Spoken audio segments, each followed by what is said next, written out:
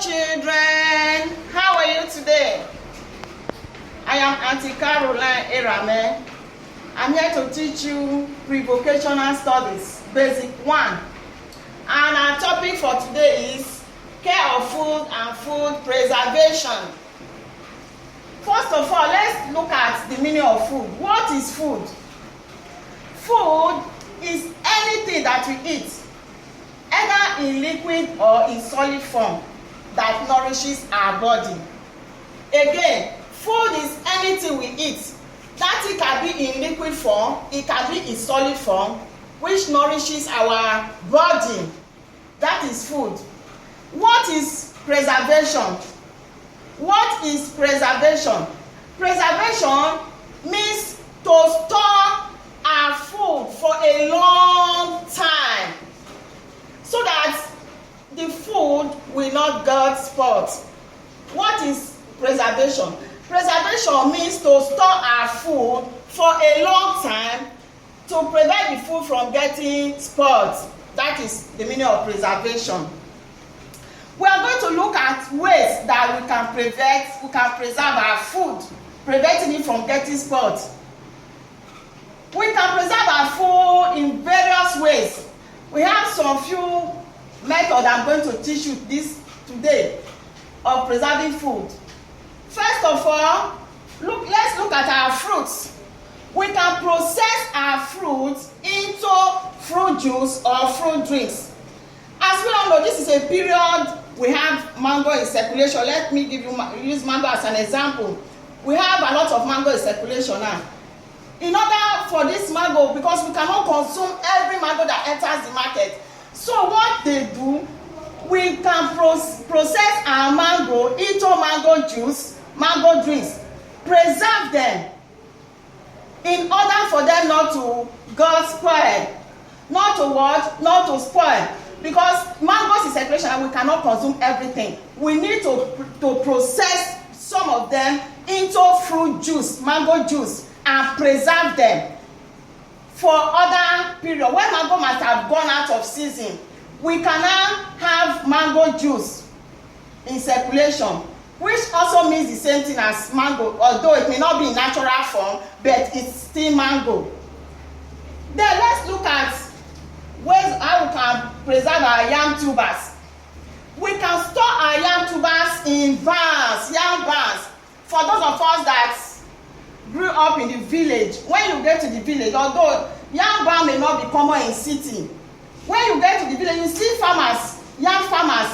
When you go to the backyard, you see the way they store their yams in barns, from preventing those yams not to spoil. Because by the time you heap your yam together on the floor, maybe you cover them, they will get spoiled easily, because yam easily gets spoiled. But by the time you store them in the barn, at least the yams will be preserved there.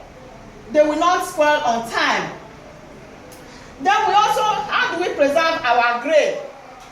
Our grain, we can preserve our grain first of all by drying them. When we are talking about grain, we are talking about rice, we are talking about maize, we are talking about millet, we are talking about guinea corn, we are talking about our wheat, we are talking about sorghum. So these grains, after harvesting, we now dry them in the sun. That is solar. We use solar in drying them, which is the sun. When they are properly dried, we store in silos.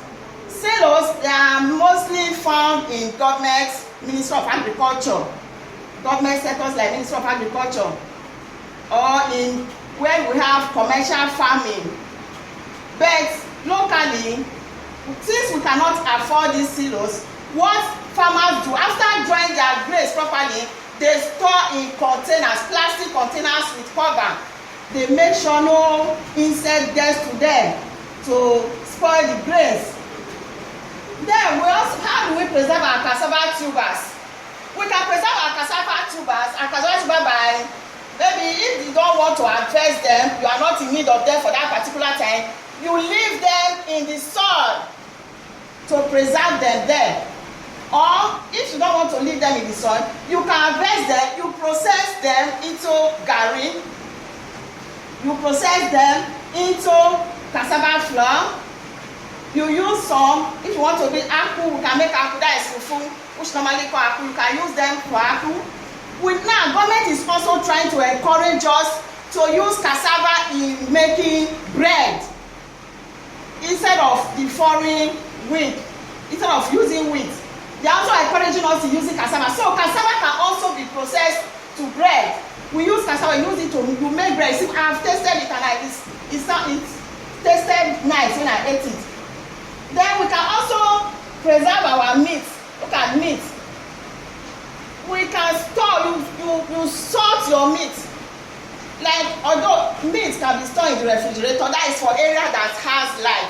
But in the area where we don't have light, like the rural area where there is no light, what they do, when you bring your meat, put enough salt. Either you use solar in storing them, which is the sunlight, or you use firewood, you use fire, smoke, you smoke it for it to be well dried. When the meat is well dried, it cannot easily spoil. So we can preserve our meat, salt it, using salt, and drying it in the sun, or use fire in drying it. Or if it's an area that have access to light, they can put it in the refrigerator for it to store. Then, how do we store our oil? Our oil is stored in big white tank. Like when you go to Presco at Obayato, they are specialized in oil production. Or you go to Komu, these firms are specialized in oil production. What they do after milling the oil, they store them in tanks. They have stainless white tanks where they store oil. To preserve those oil, they store them in tanks. We can also preserve food like our fish, our meat, our vegetable, our fruits in the refrigerator where we have light. Why do we preserve food? Reason for preserving food. Why do we have to preserve our food? Number one, we have to preserve our food to prevent food spoilage. Yes, you preserve your food so that your food will not spoil. But when your food is spoiled, it's of no use any longer. It has no value again. So we have to make sure our food does not spoil by preserving them. Then number two, to avoid wastage. You know, when a particular food is in season, that food will be everywhere. You waste it. So in order to avoid wastage of food, we preserve food to avoid wastage. For that food not to be wasted. Because when we waste that food at that particular time, a time will come that we need that food. When it is not season for that food, we no longer get that food again. So we need to preserve it. Then, number three, to have variety of food all year round. Yes, I talk about mango now. We have other things that always you see, maybe your yam, and this is a particular time that yam will be surplus in the market. There's a particular time that oranges will be surplus in the market. Particular time that every other food will be surplus in the market. So this, by the time we prevent it from wasting, we preserve them. That at a particular time will come when we need those food. The food we have, maybe we have mango. When you need mango, you can easily go and buy mango, maybe in the supermarket, the processed ones. Then you can easily go to the market and buy your yam. That is where we now talk about old yam. Because the yam is now out of seed. The fresh or the new one is out of seed. By the time the one they store is what they will now be selling. That is where, and that dried yam, you see the yam is now very dry. The yam will now be in season again. It will not run out of season. So we will have different food, different variety of food at the time of scarcity. Then also, number four, why do we provide to reduce scarcity of food? To reduce what? Scarcity of food. When food is in surplus, the season of that food, because every food has its own season.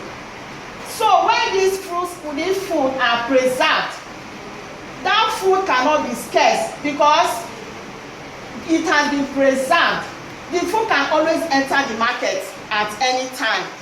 It can always what? Enter the market, making that food to be available at any time. The food will not be scarce again. Maybe say this food is not in season now, let's wait for the next season to see that food comes out again. No. So preserving of food will make that to be possible. That is to make sure that food is not scarce. So scarcity of food will be reduced. So when you look at this chart, you are going to see some of our food that I just mentioned, which you can preserve. You can see our rice, you can see bread, you can see yam, you can see fish. This is meat, fresh fish, fresh maize. This is maize. This is cassava, and this is beans. So all these foods can be preserved, and they can also be processed into cans or other forms. Like our meat, we can process our meat into can, like our beef, corn beef, or another. Then corn, we can process our maize into sweet corn, which we use in making our salad. Our fish, we can store it in the refrigerator, or we can dry it. Our cassava, as I earlier said, that we can leave it in the soil till when we need it, or we can harvest it and process them into different forms like garri, apple, bread. It can be used to make bread.